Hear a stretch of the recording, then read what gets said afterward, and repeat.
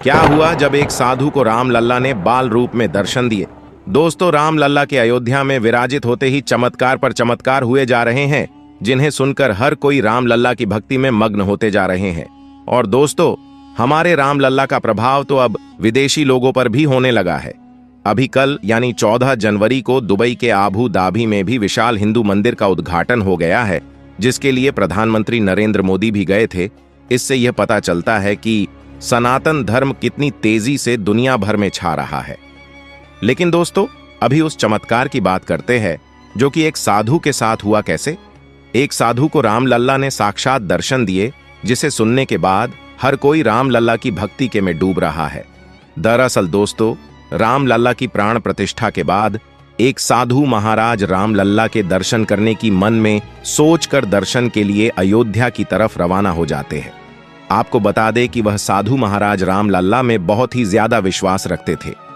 सुबह उठने के साथ ही राम नाम जपने लगते थे और रात को सोने से पहले भी राम नाम का ही जाप करते रहते थे। और तो और वे सुबह सुबह उठकर ठंडे पानी से नहाकर राम भक्ति करते थे। कई बार तो कुछ लोगों ने उन्हें कहा कि महाराज, अब आपकी उम्र ज्यादा हो गई है, आप अपने शरीर को इतना कष्ट न दें। भगवान से अभी वृद्ध अवस्था में आपको क्या चाहिए? तब वे साधु महाराज कहते थे कि मुझे इस उम्र में अपने राम लल्ला से कुछ नहीं चाहिए, लेकिन बस एक बार उनके दर्शन करना चाहता हूं। और इसी आस को लेते हुए जब राम लल्ला की प्राण प्रतिष्ठा हुई, तब 22 जनवरी के दिन किसी सामान्य इंसान का प्रवेश नहीं था, तो वे साधु महाराज 23 जनवरी को राम लल्ला के पास जाने की ठान लेते हैं। लेकिन जब वे अयोध्या राम मंदिर तक पहुंचते हैं, तो वे देखते हैं कि तब तक तो बहुत ही लंबी लाइन लग चुकी है, क्योंकि वे बहुत दूर से आए थे, इसलिए जल्दी नहीं पहुंच पाए थे। लेकिन उन्होंने हार नहीं मानी और लाइन में लग गए। जैसे जैसे दिन ढलता गया, सभी भक्तजन दर्शन करके जाते रहे और शाम होती ही चली गई। लेकिन जब तक उन साधु महाराज का दर्शन करने का आया, तब तक रात काफी हो चुकी थी और राम लल्ला के सोने का समय हो गया था। तो पुजारी जी ने बाकी बचे हुए भक्तों को कहा कि आप सभी कल आकर प्रभु के दर्शन कर लेना, अभी उनके सोने का समय है। धीरे धीरे करके लोगों की भीड़ वहां से चली गई, लेकिन वे साधु महाराज कहीं नहीं गए और उदास होकर मंदिर से कुछ दूरी पर जाकर बैठ गए और राम लल्ला की स्मरण करने लगे और बोले, हे प्रभु, ये कैसी परीक्षा है आपकी, मैं इतनी दूर से आपके दर्शन करने के लिए आया और आपने मुझे दर्शन ही नहीं दिए। तभी राम लल्ला का ऐसा चमत्कार होता है कि वह साधु महाराज अपनी इंद्रियों पर यकीन नहीं कर पाते। होता कुछ यूं है कि जब साधु महाराज उदास चेहरे के साथ बैठे थे, तभी एक नन्हा बच्चा करीब 5 से 6 साल का साधु महाराज के पास आता है और उनको कहता है कि बाबा, आप उदास क्यों बैठे हैं? तभी वह साधु बच्चे की तरफ देखते हैं। वह बच्चा मुस्कुराते हुए फिर से बोलते हैं, बाबा आप उदास ना होइए, आपको मंदिर के पुजारी जी बुला रहे हैं, जाइए। तभी वह बच्चा उन महाराज को हाथ पकड़कर मंदिर के मेन दरवाजे तक ले जाते हैं और कहते हैं कि आप रुकिए, मैं पुजारी जी को बुलाता हूं। इतना बोल के वो बच्चा वहां से जाता है। तभी पुजारी जी एक साथ में छोटे बर्तन को लिए मेन दरवाजे की ओर आते हैं और साधु को वहां खड़े पाते हैं। तो उनसे पूछते हैं कि हे साधु, आप यहाँ क्या कर रहे हैं? तब वे महाराज विगतवार सभी बातें पुजारी जी को बताते हैं। तो पुजारी जी कहते हैं, मैं आपकी बात तो समझ गया, लेकिन आप किस छोटे बच्चे की बात कर रहे हैं? मेरे पास तो कोई बच्चा नहीं आया द्वार खुलवाने के लिए, मैं तो राम लल्ला के सामने रखे दीपक में घी डालने के लिए आया था। तभी साधु हैरान रह जाते हैं और मन ही मन उस नन्हे बच्चे के बारे में सोचने लग जाते हैं।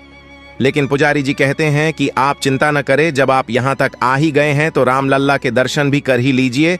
और पुजारी जी द्वार खोल देते हैं। तब वे साधु महाराज राम लल्ला के दर्शन करते हैं और उनके चमत्कार को नमन करते हैं। और फिर पुजारी जी उन साधु महाराज को रहने की जगह देते हैं और भोजन देते हैं। अगले दिन वे साधु महाराज राम लल्ला के सुबह दर्शन करके अपने गांव के लिए रवाना हो जाते हैं और सभी को इस चमत्कार के बारे में बताते हैं और सभी लोगों को कहते हैं कि राम लल्ला ने उन्हें एक बालक के रूप में दर्शन दिए हैं। ऐसे अनेकों चमत्कार आजकल अयोध्या नगरी में हो रहे हैं, एक बहुत ही बड़ा चमत्कार। और जान लीजिए दोस्तों, जब राम लल्ला के मंदिर बनने का फैसला आना था, तब एक और चमत्कार हुआ था। इसका एक प्रमाण पत्रकार हेमंत शर्मा की किताब युद्ध में अयोध्या में मिलता है।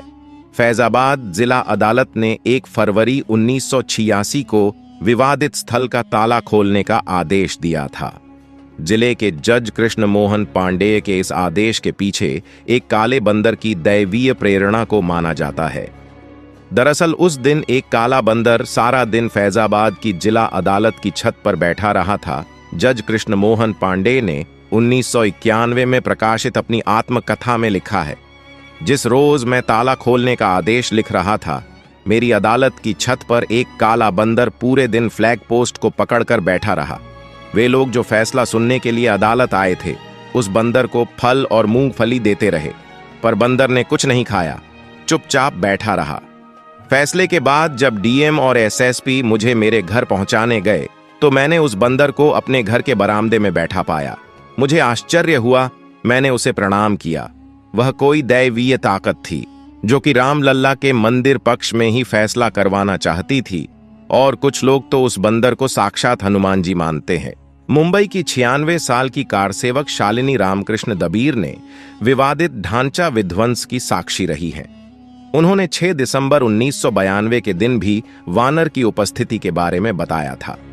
उन्होंने कहा था, वो पल याद आता है जब वो एक दीवार टूटती ही नहीं थी। हम सुबह से मारुति स्तोत्र बोलते थे, लेकिन कुछ हो नहीं रहा था। क्या करें क्या न करें की स्थिति थी, क्योंकि 5 बजे सूर्यास्त हो जाता तो हम कुछ नहीं कर पाते। फिर वहां पास के पेड़ से एक वानर आया, वो दीवार पर बैठा। हम सब देखने लगे कि क्या बात है ये। वानर ने इधर उधर सिर घुमाकर देखा और वहां से चला गया, और फिर धड़ से दीवार गिरी।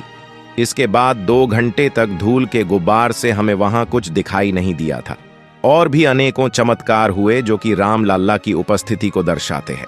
तो दोस्तों, क्या लगता है आपको, कौन था वो छोटा बच्चा जो कि साधु को मंदिर तक ले गया, और कौन थे वो बंदर जो कि अदालत की छत पर फैसला आने तक बैठे रहे? अपनी राय कमेंट सेक्शन में लिखे। इस वीडियो को इतना शेयर करें कि सभी हिंदू भाइयों को इन चमत्कारों की सूचना मिल सके। वीडियो को एक लाइक और चैनल को सब्सक्राइब भी जरूर करें। तब तक के लिए जय श्री राम।